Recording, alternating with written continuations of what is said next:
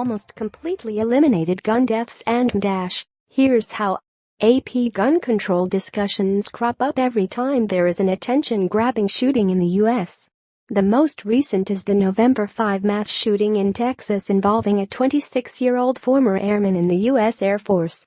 The shooter, Devin Patrick Kelly, killed 26 people and injured 20 more in a church shooting in the small town of Sutherland Springs. One of the biggest questions: how does the U.S. prevent this from happening over and over again? Although the U.S. has no exact counterpart elsewhere in the world, some countries have taken steps that can provide a window into what successful gun control looks like. Japan, a country of 127 million people, and yearly gun deaths rarely totaling higher than 10, is one such country.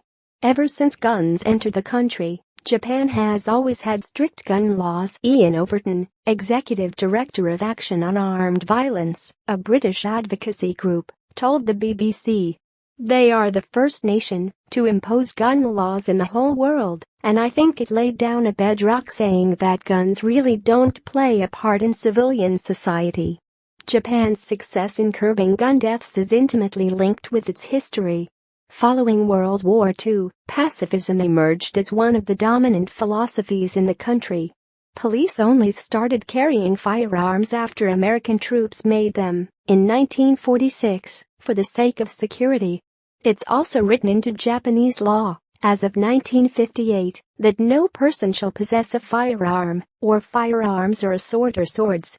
Government has since loosened the law, but the fact Japan enacted gun control from the stance of prohibition is important. It's also one of the main factors separating Japan from the U.S., where the Second Amendment broadly permits people to own guns. If Japanese people want to own a gun, they must attend an all-day class, pass a written test, and achieve at least 95% accuracy during a shooting range test. Then they have to pass a mental health evaluation, which takes place at a hospital, and pass a background check, in which the government digs into their criminal record and interviews friends and family. They can only buy shotguns and air rifles, no handguns, and every 3 years they must retake the class and initial exam. Even Japanese riot police infrequently turn to guns, instead preferring long batons. Toru Hanai Reuters Japan has also embraced the idea that fewer guns in circulation will result in fewer deaths. Each prefecture, which ranges in size from 500,000 people to 12 million, in Tokyo, can operate a maximum of 3 gun shops. New magazines can only be purchased by trading in empty ones, and when gun owners die, their relatives must surrender the deceased member's firearms. The result is a situation where citizens and police seldom wield or use guns. Off-duty police aren't allowed to carry firearms, and most encounters with suspects involve some combination of martial arts or striking weapons. When Japanese attacks do turn deadly, they generally involve fatal stabbings. In July of 2016, an assailant killed 19 people in an assisted living facility. Japan rarely sees so many fatalities from guns in an entire year. Gun control in Japan, combined with the prevailing respect for authority, has led to a more harmonious relationship between civilians and the police than in the U.S.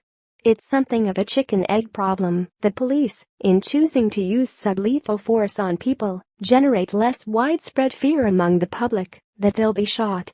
In turn, people feel less of a need to arm themselves. The U.S., meanwhile, has a more militarized police force that uses automatic weapons and armored cars. There is also less widespread trust between people and institutions. The factors combine to produce a much fearful culture that can seem to be always on edge. Japan's approach would be a tough sell in the face of American gun culture, but it can provide a starting point for reining in the senseless violence that has become a hallmark of life in the U.S.